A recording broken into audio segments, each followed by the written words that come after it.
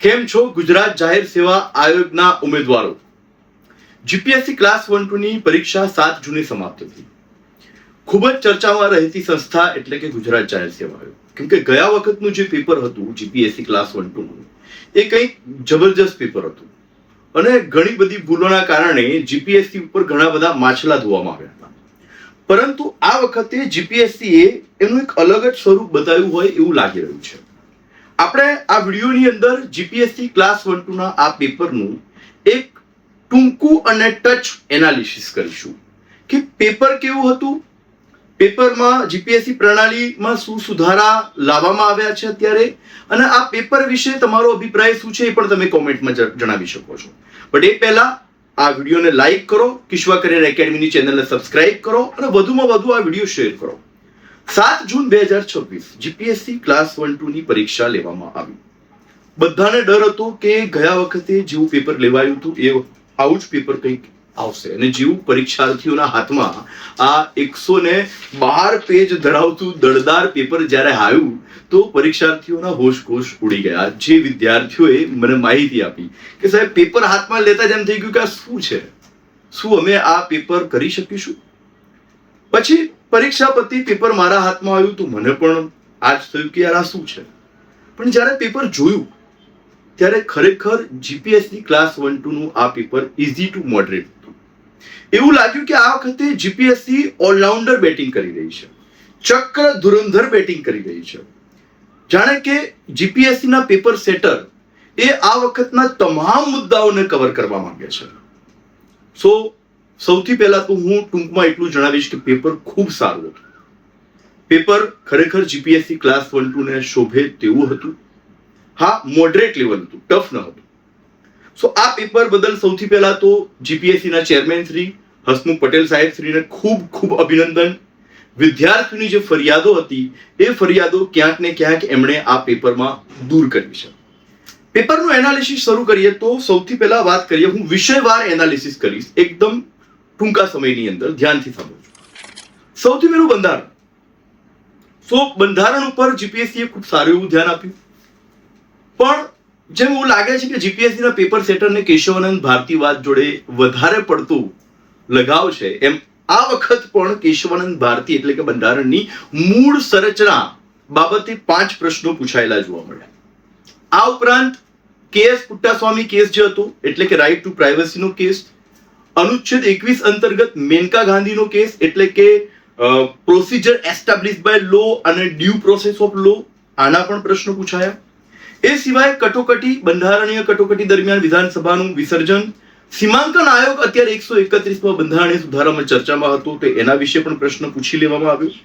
આ ઉપરાંત રાજ્યપાલના વીટો પાવર બાબતે જે તમિલનાડુનો કેસ હતો, government of Tamil Nadu versus the governor of Tamil Nadu, અને એના અંતર્ગત અનુચ્છેદ 143 અંતર્ગત રાષ્ટ્રપતિ પાસે જે સલાહ માંગવામાં આવી હતી, તો આ બધા જ ટોપિક, ઇવન ન્યાયિક સમીક્ષાનો ટોપિક, અને સૌથી અગત્યની વસ્તુ કે જે હમણાં જે એક દયા મૃત્યુ યુથેનેઝિયાનો કેસ થયો હતો એને પણ અહીંયા ધ્યાનમાં લેવામાં આવ્યો અને એનાથી સંબંધિત પ્રશ્ન પણ પૂછવામાં આવ્યો.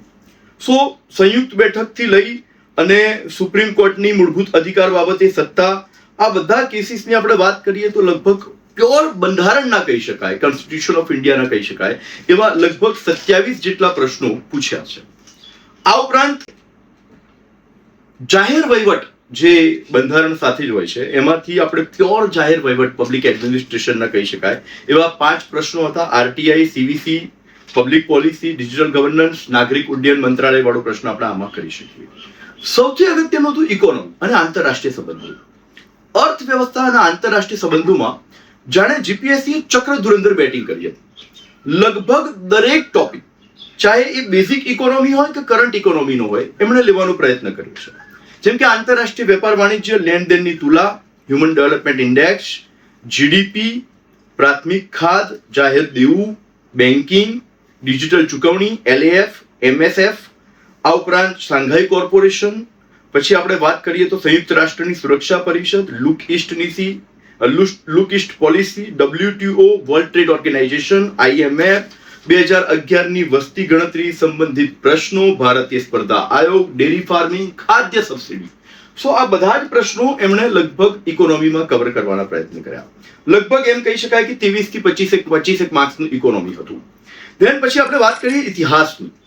તો ઇતિહાસમાં પણ આ વખતે જીપીએસસી ખૂબ સારા પ્રશ્નો પૂછ્યા. ઇતિહાસમાં આપણે બે ભાગ પાડીએ, ભારત અને ગુજરાત. તો ગુજરાતના ઇતિહાસ અંગે જીપીએસસી બિલકુલ નિષ્ક્રિય દેખાય. ગુજરાતના ઇતિહાસમાં માત્ર 3 જ પ્રશ્નો પૂછ્યા છે, જેમાં એક પ્રશ્ન ગિરનારના શિલાલેખ વાળો કહી શકાય, એક લોથલ વાળો કહી શકાય અને મહાગુજરાત આંદોલનનો એક પ્રશ્ન હતો. સો અહીંયા આપણને જીપીએસસી થી એક નિરાશા જરૂર થઈ છે કે ગુજરાતની પરીક્ષા છે તો ગુજરાતના ઇતિહાસને મહત્વ આપવું જોઈતું હતું, જે અહીંયા દેખાયું નહીં. ઇવન ઇકોનોમીમાં પણ ગુજરાત સરકારની યોજનાઓ કે ગુજરાતની અર્થનીતિ વિશે કોઈ ખાસ પ્રશ્ન નથી જોવા મળ્યો. ભારતના ઇતિહાસની વાત કરીએ તો પ્રાચીન ઇતિહાસમાંથી 5 પ્રશ્નો પૂછવામાં આવ્યા છે અને મધ્યકાલીનમાંથી 3, જેમાં ભક્તિ સૂફી આંદોલન, જે મને એવું લાગ્યું કે જીપીએસસી ના પેપર સેટરનું ખૂબ જ ખાસ વિષય દેખાય છે, એમાંથી પ્રશ્ન, અને બૌદ્ધ અને જૈન ધર્મ ઉપર વધારે ભાર અપાયો. હા, આધુનિક ભારતમાંથી 12 પ્રશ્નો પૂછવામાં આવ્યા, જેમાં 1857ના વિપ્લવમાંથી 2 પ્રશ્નો હતા, જેમાં સિંધિયા રાજઘરાનાથી પણ ક્વેશ્ચન કરવામાં આવ્યું. Simon commission, Nehru report, Vinoba ભાવે, ગાંધીવાદી નેતા, નોઆખલી દંગા, કામાગાટા મારું પ્રકરણ, પ્લાસીનું યુદ્ધ, જમીનદારી પ્રથાઓ, આ બધાને આપણે ગણીએ અને છેલ્લે 1971નું ભારત પાકિસ્તાન યુદ્ધ. સો ઇતિહાસમાંથી, ભારતના ઇતિહાસમાંથી 20 પ્રશ્નો અને ગુજરાતના ઇતિહાસના 3 પ્રશ્નો ગણીએ તો 23 પ્રશ્નો, જેમાં આપણને એક ફરિયાદ રહેશે જીપીએસસી જોડે કે ગુજરાત ઇતિહાસ ઉપર ઓછો ભાર આપીને ગુજરાતના લોકલ વિદ્યાર્થીઓને અહીંયા અન્યાય થઈ રહ્યો છે. ભૂગોળની વાત કરીએ તો ભૂગોળ 26 માર્ક્સનું હતું, પણ ભૂગોળમાં પણ કંઈક આવું જોવા મળ્યું. ગુજરાત ભૂગોળને બિલકુલ સાઇડલાઇટ કરવામાં આવ્યું. ગુજરાત ભૂગોળના માત્ર 3 પ્રશ્નો છે, જેમાં ખનિજ પ્રદેશોના જોડકાવાળો પ્રશ્ન હતો, ઘોરાડ પક્ષી અભયારણ્ય વાળો પ્રશ્ન હતો, કચ્છ નદી તંત્રનો પ્રશ્ન હતો. બાકી સૌથી વધારે ભાર અહીંયા પણ એમણે ફિઝિકલ જ્યોગ્રાફી ઉપર આપ્યું છે, ભૌતિક ભૂગોળ ઉપર. ભૌતિક ભૂગોળમાં એમણે લગભગ અક્ષાંશ રેખાંશ સંબંધિત પ્રશ્ન, મહાસાગર એટલે કે ઓશેનોગ્રાફી, ધેન વાયુ સમુચ્ચય એટલે કે ક્લાઇમેટોલોજી, આબોહવા પરિવર્તન, ચક્રવાત, ભૂકંપ, જમીન, જેટ સ્ટ્રીમ, બધા ઉપરથી એમણે પ્રશ્નો પૂછી લીધા છે.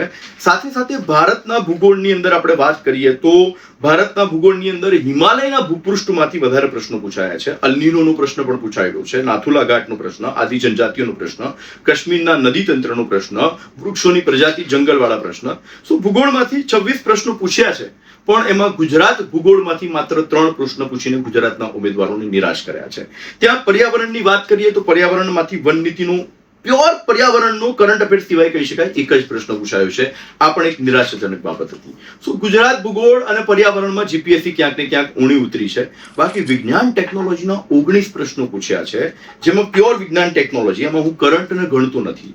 તો એની અંદર એમણે ઈસરો, ડીઆરડીઓ, જે એટીજીએમ એન્ટી ટેન્ક ગાઇડેડ મિસાઇલ્સ છે, બરાબર, પીએસએલવી, જીએસએલવી, આર્યભટ્ટનું યોગદાન છે, ઉપરાંત એલઈડી, એનપીટી, બરાબર, પછી પીએનજી એલપીજી વચ્ચેનો તફાવત, ન્યુક્લિયર એનર્જી પ્રોગ્રામ, બરાબર છે, અણુ ઉર્જા, પછી ભાવિની, ધેન ડીઆરડીઓ કાર્યક્રમ, આ બધાને આપણે જોઈએ તો સારું. ઇવન બાયોટેકનોલોજીમાંથી પણ એમણે કેન્સરની સારવાર બાબતનો પ્રશ્ન પૂછ્યો છે. તો 19 થી 20 પ્રશ્નો આપણે વિજ્ઞાન ટેકનોલોજીના કહી શકીએ છીએ.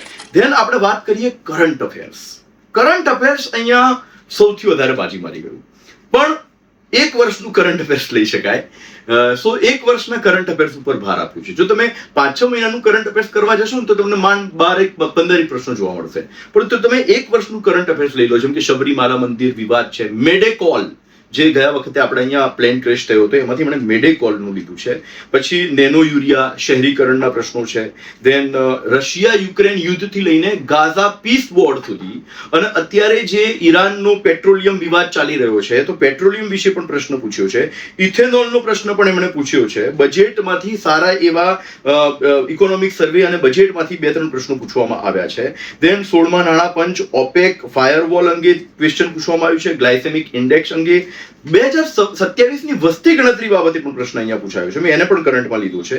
વિદેશી મહાનુભાવે ભારતની જે મુલાકાત લીધી છે, ઓરેન્જ ઇકોનોમી છે, કોમનવેલ્થ ગેમ્સ પ્રોગ્રામ જે આપણે યોજવાના છે, અને અરવલ્લી પર્વતમાળા વિવાદ વિશે સારો એવો પ્રશ્ન એમણે પૂછ્યો છે, નેનો યુરિયાથી લઈને. તો હું કરંટ અફેર્સ જેમાં વિશ્વ ભારત, અર્થવ્યવસ્થા, વિજ્ઞાન, ટેકનોલોજી, આમાંથી 27 પ્રશ્નો છે. ગુજરાતના કરંટ અફેર્સમાંથી નિરાશાજનક માત્ર એક જ પ્રશ્ન એમણે પૂછ્યો છે, એ છે યુનિફોર્મ સિવિલ કોડ, જે ગુજરાતનું છે, એમાંથી એક જ ક્વેશ્ચન પૂછાયું છે. તો કરંટ અફેર્સના 28 થી 30 જેટલા ક્વેશ્ચન છે. દેન યોજનાની આપણે વાત કરીએ તો મેં યોજનાના 4 ક્વેશ્ચન, જેમાં અગ્નિપથ યોજના, પીએમ વાની, પીએમજી દિશા અને ભાષીની મિશન, સો યોજનાના 4 પ્રશ્નો છે. પંચાયતી રાજના માત્ર 2 જ પ્રશ્નો એમણે પૂછ્યા છે. સો કરંટ અફેર્સ તો બરાબર છે, બહુ સારું એવું કરંટ અફેર્સ. આપણે યોજનાને જો કરંટ અફેર્સમાં લઈ લઈએ તો 30 થી 32 માર્ક્સનું કરંટ અફેર્સ એમણે પૂછ્યું છે. મેથ્સ રીઝનિંગ 25 થી 26 માર્ક્સનું પૂછાયું છે. મેથ્સ રીઝનિંગની આપણે વાત કરીએ તો મેથ્સ રીઝનિંગમાં એમણે લગભગ બધા જ વિષયોને કવર કરવાનો પ્રયત્ન કર્યો છે, પણ કોડિંગ ડીકોડિંગ ઉપર વધારે ભાર આપ્યો છે. કોડિંગ ડીકોડિંગના લગભગ 5 થી 6 પ્રશ્નો છે. એ સિવાય કેલેન્ડરના એમણે લગભગ 2 પ્રશ્નો પૂછ્યા છે, જેમ શબ્દકોશ, શ્રેણી, સમય અને કામ, ટકાવારી, સરેરાશના 2 પ્રશ્નો છે. જેમ ડાટા સફિશિયન્સીના 2 પ્રશ્નો છે, બરાબર, સંખ્યા પદ્ધતિનો પ્રશ્ન છે. તો મેથ્સ રીઝનિંગ એક એવરેજ લેવલનું હતું, કોઈ એક્સ્ટ્રા ઓર્ડિનરી ખાસ જો બિચારા પીએસઆઈ નો કોન્સ્ટેબલ વાળા ને એસસીસી વાળા ટેન્શન લેતા હોય છે, એવું કોઈ ખાસ મેથ્સ રીડિંગ આમાં જોવા નથી મળ્યું. આપણે 25 થી 26 માર્ક્સની મેથ્સ રીડિંગ ગણી શકીએ. સો એ એમણે સિલેબસમાં પૂછ્યું છે. પણ સાંસ્કૃતિક વારસામાં ક્યાંક ને ક્યાંક એમનું સિલેબસ ખોરવાયું હોય એવું લાગે છે, કેમ કે અહીંયા પણ ગુજરાતને સાઇડલાઇટ કર્યું છે. ગુજરાતના સાહિત્યમાંથી માત્ર એક પ્રશ્ન, બસ એ સાંસ્કૃતિક વારસાનો પ્રશ્ન છે. બાકી ભારતના સાંસ્કૃતિક વારસામાંથી એમણે બૃહદેશ્વર મંદિરનો પ્રશ્ન પૂછ્યું છે, રઘુરાયની ચિત્રકલા, રોગન કલા, પછી મૌર્યકાળના સ્થાપત્ય કલાનો પ્રશ્ન છે. દેન પિટ્ટેટા નો પ્રશ્ન છે, ભાષાકીય શરતના ઇલોરાની ગુફાઓ, વેદો અને કબીર, આ બધા અંગે પ્રશ્ન છે. સો ઓવરઓલ હું એમ કહીશ કે જીપીએસસી નું પ્રશ્ન પત્ર અગાઉના જે પેપરો હસમુખ પટેલ સાહેબના કાર્યકાળ દરમિયાન કઢાયા એના કરતા ઘણું સારું હતું, લેવલ વાળું હતું. પેપર આમ ઈઝી હતું, ઈઝી ટુ મોડરેટ હતું, ખાલી લેન્ધી હતું, કેમ કે વિધાનો અને જોડકાઓ મૂકીને દરેક પ્રશ્નમાં આ પ્રકારે કરીને પેપરને લાંબુ કરી દેવાયું હતું. છેક સુધી વિદ્યાર્થીઓ આ પેપર સોલ્વ કરવામાં રહ્યા. સો પેપર લેન્ધી હતું, લાંબુ હતું, પણ મોટા ભાગે ઈઝી ટુ મોડરેટ હતું. જો તમે વાંચીને, વ્યવસ્થિત વાંચીને ગયા હોય, માત્ર ગોખણ પટ્ટી નહીં, વ્યવસ્થિત વાંચીને ગયા હોય, તો ચોક્કસ તમે આ પેપરમાં સારા માર્ક્સ લાવી શકો છો. નિરાશાજનક વસ્તુ, અને અમારા પ્લેટફોર્મ ઉપરથી જીપીએસસી ને વિદ્યાર્થીઓ વતીથી અમે જે રજૂઆત કરીએ છીએ કે ગુજરાતના લોકલ વિદ્યાર્થી માટે, ઠીક છે તમે યુપીએસસી માટે વિદ્યાર્થીઓ તૈયાર કરી રહ્યા છો, ખૂબ સારી બાબત છે, પણ ગુજરાતના લોકલ વિદ્યાર્થીઓ માટે ગુજરાત નો સાંસ્કૃતિક વારસો, ગુજરાતનો ઇતિહાસ અને ગુજરાતની ભૂગોળનું મહત્વ એટલું જ હોવું જોઈએ જેટલું ભારતનું. સો ક્યાંક ને ક્યાંક ગુજરાતને બિલકુલ સાઇડલાઇટ કરી દેવામાં આવ્યું છે. સાંસ્કૃતિક વારસામાં માત્ર એક પ્રશ્ન, ઇતિહાસ ભૂગોળમાં 3 પ્રશ્ન. હું અહીંયા એવું કહીશ કે ગુજરાતમાંથી 10 પ્રશ્ન હજુ ઓછા પૂછાયા છે, જે સ્પેશિયલ ગુજરાતના વિદ્યાર્થીઓને ફાયદા અપાવી શકતા હતા. બાકી ઓવરઓલ પ્રશ્નપત્ર બહુ સારું હતું. 1-2 પ્રશ્નોમાં કદાચ ભૂલ હોઈ શકે, બાકી પ્રશ્નપત્ર બહુ સારું હતું મારી દ્રષ્ટિએ. સો તમે પણ તમારો વ્યૂ આપી શકો છો કોમેન્ટની અંદર કે પ્રશ્નપત્ર શું સારું હતું, બરાબર છે, અને શું ખરાબ હતું એની અંદર, એનો વ્યૂ આપી શકો છો. અને સાથે સાથે તમે મેરિટ અંદાજિત કેટલું રહેશે એના ઉપર હું નેક્સ્ટ વિડીયો બનાવવાનો છું કે જીપીએસસી નું મેરિટ કેટલું રહેશે. પણ તમે કોમેન્ટમાં લખી શકો છો કે ભાઈ અંદાજિત મેરિટ કેટલું રહેશે, તો તમારે કેટલા માર્ક્સ થાય છે એ તમે લખી શકો છો. સો તમને આ વિડીયો ગમ્યો હોય તો વધુમાં વધુ શેર કરજો, વધુમાં વધુ તમે આ વિડીયોને તમારા મિત્રો સુધી પહોંચાડજો, લાઈક કરજો, કિશ્વા કરિયર એકેડમીની યુટ્યુબ ચેનલને સબસ્ક્રાઇબ કરજો. જય હિન્દ.